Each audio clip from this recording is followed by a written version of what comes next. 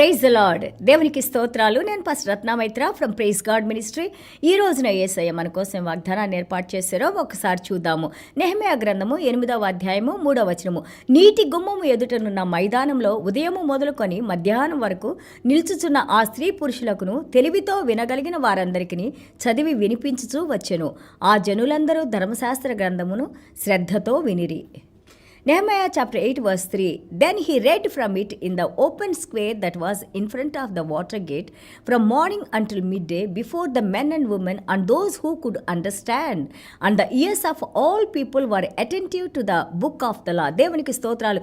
నెహెమ్యా గారి గ్రంథాన్ని మనం 1 నుంచి 13 అధ్యాయాలు మనం చదివినప్పుడు ఎంత అద్భుతంగా ప్రతి ఒక్క అధ్యాయంలో కూడా మనం ఏ విధంగా ఒక్కొక్క అంచెగా ఏ విధంగా దేవునిలో ఎదుగుతూ ఏ విధంగా దేవునిలో మనం నడుచుకోవాలి, దేవుని యొక్క కార్యాలు ఎలాగ మనం చూస్తాం. విశ్వాసంలో ప్రార్థనతో దేవుని యందు నమ్మకంతో మనం నిలబడినప్పుడు ఎంత అద్భుతమైన జీవితాన్ని, విజయవంతమైన జీవితాన్ని, పడిపోయిన జీవితాలని, అలాగే పడిపోయి మనం బ్యాక్ స్లైడ్ అయిన వాళ్ళని తిరిగి లేపి ఏ విధంగా దేవుడు నిలబెడతారు, ఏ విధంగా దేవుడు మళ్ళీ తిరిగి తన యొక్క మందులోకి చేర్చుకుంటారు, ఏ విధంగా దేవుని కార్యాలు చేసేవారిగా చూసేవారిగా మనం ఉంటామని ఇందులో నేర్చుకుంటున్నాం. 1-2 అధ్యాయాలు మనం నేర్చుకున్నాం. ఆయన ప్రార్థన చేయటము, భారం కలిగే యొక్క పడిపోయిన గోడను కట్టాలని యెరూషలేము పట్టణానికి దేవుని యొక్క ఆ యొక్క కటాక్షంతో, అలాగే పర్షియారాజు గారి యొక్క కటాక్షంతో ఆయన యెరూషలేము పట్టణానికి వెళ్ళినట్టు, అలాగే ఎంతో అపోజిషన్, శత్రువులు తన మీదకు వస్తున్నా కానీ ఎలాంటి భయం లేకుండా దేవుని యందు విశ్వాసంతో ఆయన ప్రతి ఒక్కరిని కూడబెట్టి ఐక్యపరిచి వాళ్ళు పడుతున్న శ్రమల్లోంచి బాధలు తెలుసుకొని వాటిని ఏ విధంగా పరిష్కరించాలో వారికి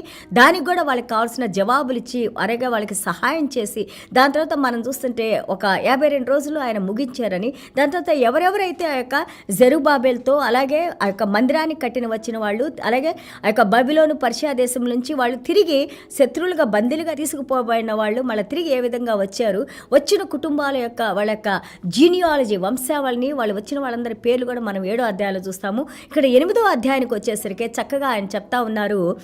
ఆయన కట్టడం మాత్రమే కాదు, గోడల్ని ముగించడం మాత్రమే కాదు, వాళ్ళ సమస్యలు పరిష్కరించడమే కాదు, వాళ్ళని మంచి పద్ధతులు నడిపించడమే కాదు, ఆయన దేవుని వాక్యాన్ని వాటర్ గేట్ అంటేనే నేను మీకు చెప్పాను, దేవుని యొక్క వాక్యమే మనకి ఒక జలాల్లాగా, నీళ్లులాగా ఏ విధంగా యొక్క శరీరాన్ని శుభ్రపరిచి మన ప్రతి అవసరాన్ని తీరుస్తూ మన లోపల మనం డీహైడ్రేషన్తో చనిపోకుండా నీళ్లు ఏ విధంగా మనల్ని బ్రతికిస్తూ ఉందో అదే విధంగా దేవుని వాక్యం కూడా ఆత్మని ప్రతిరోజు మనల్ని జీవింపజేస్తూ ఆత్మలో మనం అనుదినము ఎదగటానికి, జీవించి ఉండటానికి, మనల్ని శుభ్రపరచడానికి, మనల్ని మంచి మార్గంలో తీసుకువెళ్ళడానికి, యేసయ్య యొక్క సన్నిధానాన్ని మనలో ఉంచడానికి, యేసయ్య సన్నిధానంలో మనం నడుచుకుంటానికి, ఆ యేసయ్యలో మనం ఆత్మీయ ఫలాలు ఫలించడానికి, ఫలభరితమైన జీవితాన్ని జీవించడానికి దేవుని వాక్యము, దేవుని వాగ్దానాలు, పరిశుద్ధాత్మ దేవుడు మనకి సహాయం చేసి అనుదినము మనం శుద్ధీకరిస్తూ నడిపిస్తారని మన వాక్యం గురించి నేర్చుకున్నాము. అలాంటి వాక్యాన్ని కేవలం గోడలు కట్టి ఆయన గుడ్ బాయ్ అని చెప్పి వెళ్ళిపోకుండా మళ్ళీ తిరిగి ప్రజలందరినీ కూడా ఆయన కూడబెట్టి, ఇక్కడ చూడండి స్త్రీలు, పురుషులు, అలాగే గోడలు కట్టిన వారు, అలాగే అక్కడున్న యూదులు అందరినీ కూడా వాళ్ళ వంశావళిని రాసుకొని ఎంతమంది ఉన్నారో రాసుకొని వాళ్ళందరినీ కూడా పిలిచి దేవుని వాక్యాన్ని వినిపిస్తూ ఉన్నారు. ఆ రోజులో మనకులాగా ఇష్టం వచ్చినన్ని బైబుల్స్ లేవు, అన్ని లాంగ్వేజెస్లో బైబుల్స్ లేవు. ఆ రోజున ఒకళ్ళు వినిన వాళ్ళు మళ్ళీ వెళ్ళి తన కుటుంబాలకి, తన బిడ్డలకి నేర్పించుకుంటానికి వాళ్ళు చెబుతా ఉండేవాళ్ళు. మౌత్ టు ఇయర్ అంటారు కదా, చెబుతా ఉండేవాళ్ళు. అందుకే మనం ద్వితీయోపదేశ కాండంలో నేర్చుకున్నాము 4 నుంచి 6 అధ్యాయాలు. దేవాది దేవుడు అంటారు, మీరు విన్న వాటిని, ధర్మశాస్త్రాన్ని బహుజాగ్రత్తగా వాటిని మీరు ఫాలో అవ్వండి, వినిన వాటిని వినడానికి అటెంటివ్గా, జాగ్రత్తగా వినటానికి మీరు సిద్ధపాటు అవ్వండి. ఎందుకంటే ఇదిగో పిల్లలకి మీరు చిన్నతనం నుంచే వాళ్ళ నుసుటి మీద బాసికంగా కట్టండి, చేతుల మీద కట్టండి. అలాగే వాళ్ళు బయటకు వెళ్ళేటప్పుడు లోపలికి వచ్చేటప్పుడు గుమ్మాలకి, గుమ్మ ద్వారాలకి అనుదినము దేవుని వాక్యాన్ని చెబుతా ఉండండి. ఎవరైతే వింటా ఉంటారో, ఎవరైతే వినుట ద్వారా విశ్వాసం వస్తుంది, ఆ విశ్వాసంలో మనం ఏం చేస్తాము, యేసయ్య రక్షకుడని మనం నేర్చుకుంటున్నాము. ఆ రక్షణలోకి మనం వచ్చినప్పుడు పరలోక రాజ్య కార్యాలు చూడటానికి, పరలోక రాజ్యానికి వారసులుగా మనం ఉండటానికి ఈ వాక్యం మనకి సహాయం చేసి నడిపిస్తూ ఉంటుంది. కాబట్టి the word of God is our Lord Jesus Christ. మన యేసయ్య ఈ రోజున మనకి వినిపిస్తూ ఉన్నారు. వాళ్ళందరికీ వాక్యాన్ని వినిపిస్తూ ఉన్నారు. ఎలాగ వింటున్నారంట, పొద్దునుంచి మధ్యాహ్నం వరకు ఆ యొక్క వాటర్ గేట్ దగ్గర నీటి గుమ్మం ద్వారా వాళ్ళు కూర్చొని, చూడండి how beautifully it is coming. Water gate మనం చూసాము, అక్కడికే ఆ పరిశుద్ధపరిచే నీటి దగ్గరికి ఆ గుమ్మం దగ్గరే కూర్చోబెట్టి వాళ్ళు వింటా ఉన్నప్పుడు ఎవరైతే హృదయాన్ని వాళ్ళు సిద్ధపాటు చేసుకొని వినాలని ఆశ కలిగి ఉన్నారో వాళ్ళందరూ కూడా అండర్స్టాండ్ అవుతుంటా ఉంది. వాళ్ళు వాక్యం వినేటప్పుడు అది అర్థం చేసుకుంటూ ఉన్నారని మనం ఇక్కడ ఉన్న దేవునికి స్తోత్రాలు. చూడండి, 2వ దినవృత్తాంతాలు 34:14 మనం చూస్తుంటే మెనసా అమోను చూసాం. మెనసా అంటే చాలా క్రూరమైన రాజుగా, యూదారాజుగా మనం చూసాము. దాని తర్వాత ఆయన కొడుకు కూడా చాలా క్రూరంగా ఆయన పరిపాలించారని.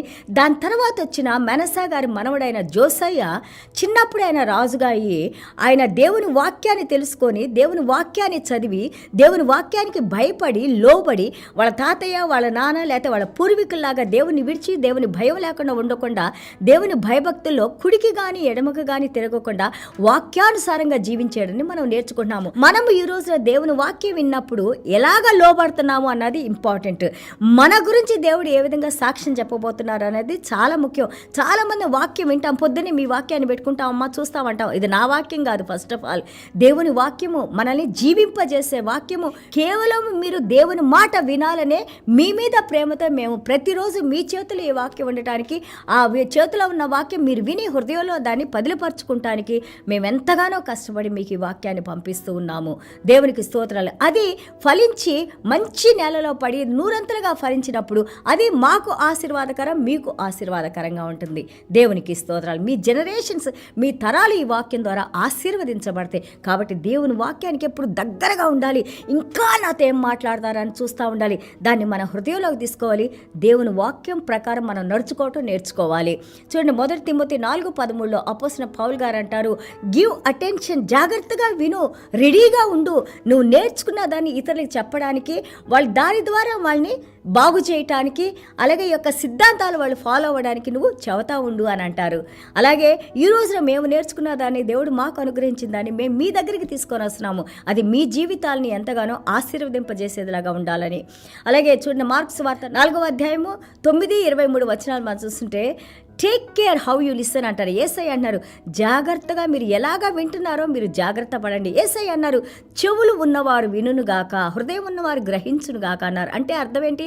అందరికీ చెవులనే, కానీ దేవుని వాక్యాన్ని ఎవరైతే కేర్ఫుల్గా దేవుడు నాతో మాట్లాడుతున్నారని మనం దాన్ని తీసుకుంటామో వారికి ఈ వాక్యము ఎంతగానో ఆశీర్వదింపజేస్తుంది. And also careful in interpretation. తీసుకున్న వాక్యాన్ని మళ్ళీ మనం తిరిగి చెప్పేటప్పుడు జాగ్రత్త. అది మన సెల్ఫ్ హైలైట్ చేసుకుంటానికి, మన మీద సొంతగా హైలైట్ అవ్వడానికి, లేకపోతే దీని ద్వారా మనకేదో ఎన్నో ఉపయోగాలు రావడానికి కాదు. కానీ దేవుడిచ్చిన వాక్యాన్ని ఒక్క పొల్లు కానీ ఒక అక్షరం కానీ తీసివేయకుండా ఉన్నది ఉన్నట్లుగా మనం చెప్పినట్లయితే అది వారి జీవితాన్ని జీవింపజేసి వారి నిత్య జీవంలోకి నడిపించే వాక్యంగా ఉంటుంది. దేవుని వాక్యం చాలా విలువైంది, అది జీవం కలిగింది ఎంతో. అది అన్నిటికంటే ప్రపంచంలో మనకు దొరికే సమస్తం కంటే కూడా దేవుని వాక్యం మనం విన్నప్పుడు, మనకి ఎవరిని ఇస్తున్నప్పుడు మనం దాన్ని ఎలాగ తీసుకోవాలంటే అన్నిటికంటే గొప్ప బహుమానంగా దాన్ని మనం తీసుకొని, విశ్వాసంలో తీసుకొని దాన్ని మన హృదయంలో పదిలపరుచుకొని దాని ప్రకారం మనం జీవించాలి.